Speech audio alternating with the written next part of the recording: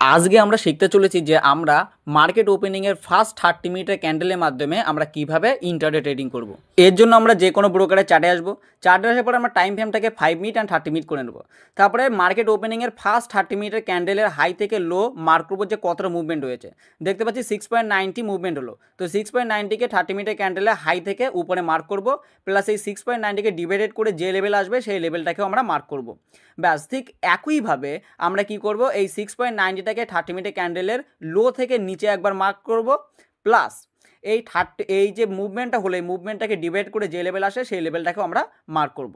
ব্যাস এই পর্যন্ত ক্লিয়ার। এরপর আমরা 5 মিনিটের টাইম ফ্রেমে চলে আসবো, এসে আমরা অপরচুনিটি খুঁজবো যে কোথায় আমরা টাচ করবো। তো তোমরা দেখতে পাচ্ছ যে আমাদের ফার্স্ট রেজিস্ট্যান্সে ক্লিক করো, টাচ করলো, তারপর মার্কেট ওখান থেকে সোজা ডাউনে চলে এলো। তো আমাদের সবসময় একটা কথা মনে রাখতে হবে, এই যে S1 অ্যান্ড R1 সবসময় আমাদের রিস্কি লেভেল হবে, আর আমাদের যে S2 অ্যান্ড R2 সবসময় আমাদের সেফেস্ট ট্রেড হবে।